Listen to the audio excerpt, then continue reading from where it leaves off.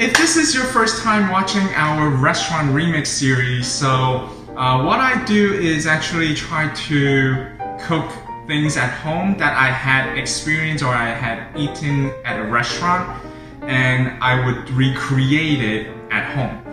So if you like this video, please give us a thumbs up and please subscribe to our channel, the Food Travel Shopping channel, for all sort of other video that we do in terms of travel as well as shopping. So let's get started with the red cabbage today. So I have a red cabbage, and like I said, I am using this red cabbage to garnish my pork knuckle dish. So if you want to check out that video, I had linked below already. So first of all, what you wanted to do is to cut the red cabbage in half. And I'm actually going to cut off this bottom here,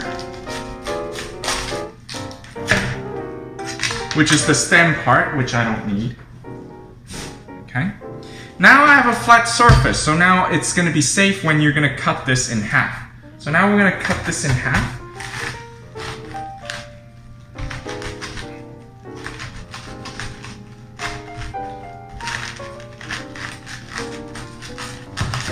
And you can wiggle it because it is hard to cut a cabbage, I know.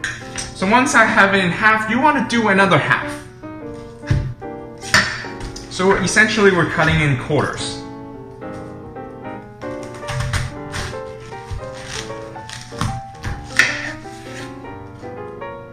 Okay, so it looks like this. So let's do the other side as well.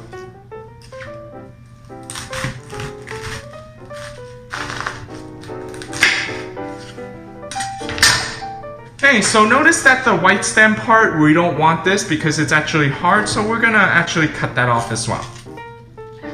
So I like to cut it off once I cut the whole cabbage in quarters. And usually the first layer of the cabbage, I don't even want that as well. So let's toss that out. Again, the first layer, toss it out. And depending on the condition of your cabbage, you know, some wrinkly parts, which is not too fresh, you can just toss it out. Right, so cutting off the stem. Okay, so what I wanted to do now that I cut the stem part, I'm actually gonna cut this, slicing it, okay? So all of these goes into a bowl, and we're gonna set this aside. You can give it a little nice toss, okay, first. Okay, if you see some like larger pieces, you can actually give another slice. Okay, that's good. Okay, so again, we're gonna continue to slice. Okay, so the next step is actually gonna prepare for the bacon, and I have purchased this bacon. It's a thick cut, and you do want a thick cut. Don't buy any of those skinny one, okay? So this is not so good for our cabbage. You wanna just slice that open. Okay. So now I finally got the wrapper unwrapped here. Okay, so what you want to do is to actually cut these in quarter inches. Okay, so let's just go right in. Okay, I can smell the bacon already. It smells so good. The smokiness.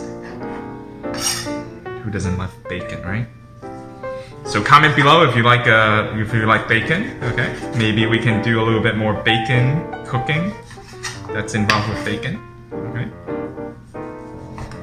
Okay, so in a large pot like this, I am going to heat this pot up first and then toss the bacon in, and we're gonna render the fat until it's translucent.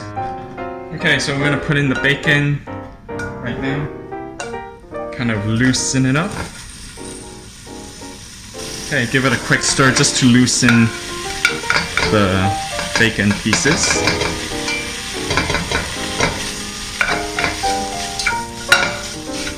Okay, so we're gonna leave this and leave it to cook. In the meantime, we're gonna go back to chop our onions.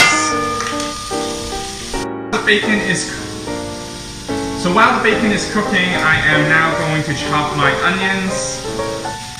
So I have a medium-sized onion here, and we're gonna chop it to thin slices. So just like how I cut the cabbage, you know, cut it in half. So I have the flat surface here. Again, I'm gonna peel off the first layer.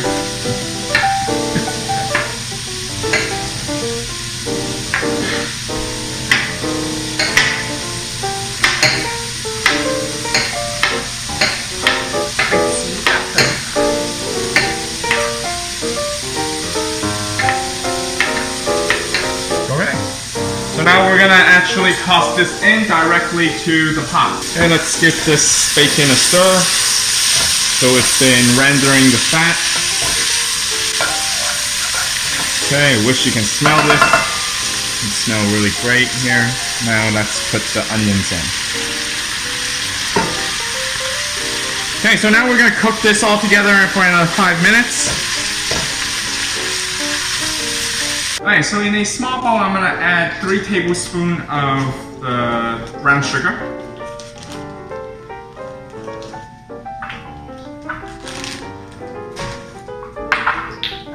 Then we're gonna add in 1 tablespoon of the caraway seed.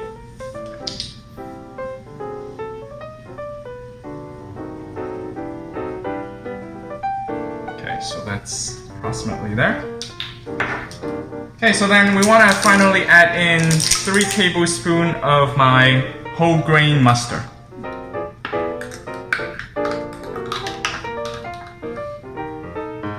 Okay, so let's give it a stir and mix this together.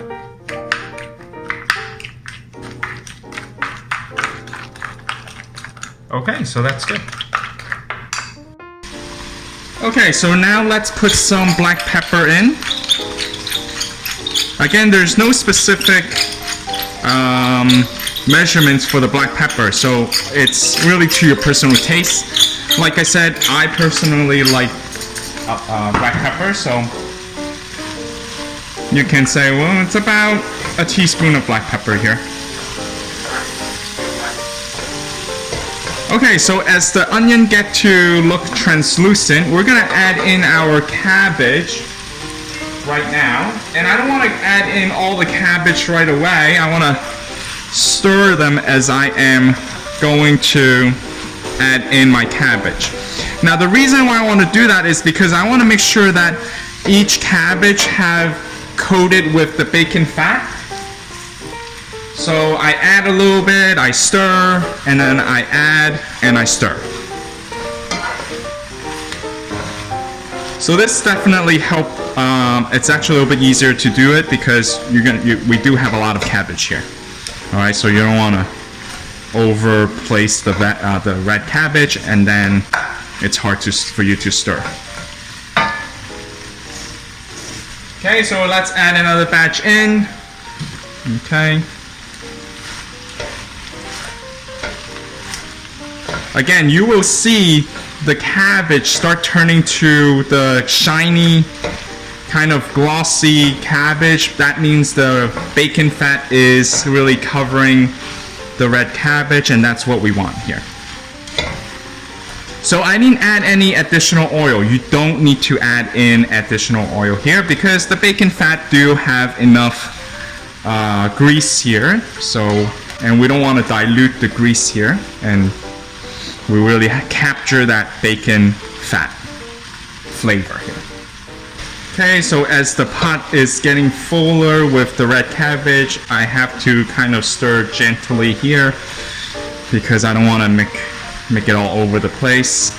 Then my wife is not going to be too happy about this. Oh, my wife do all the cleaning here for the kitchen, so I don't want to make a big mess here because happy wife, happy life. Okay, now we can actually put the remaining cabbage in. And again, mix it. Okay, again, how do you know if your cabbage is completely coated with the bacon fat? As long as you see the shininess on your cabbage, then that's how you know it's good. Alright. Alright, so I'm gonna add in a little bit more pepper here.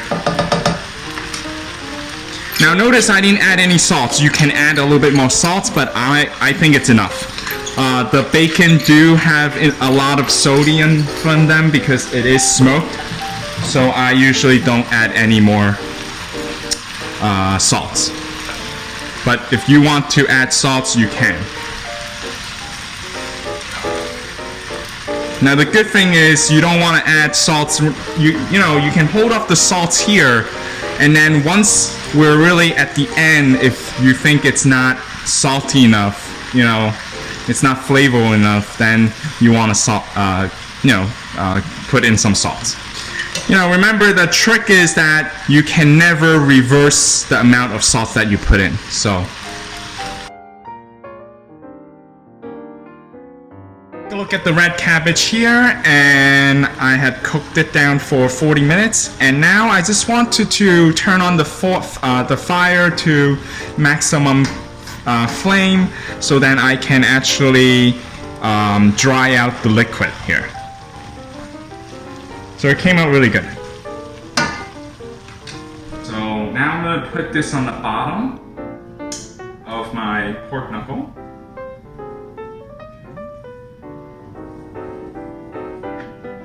So I'm going to layer it on the bottom here. Okay, the cabbage do smell very nice here.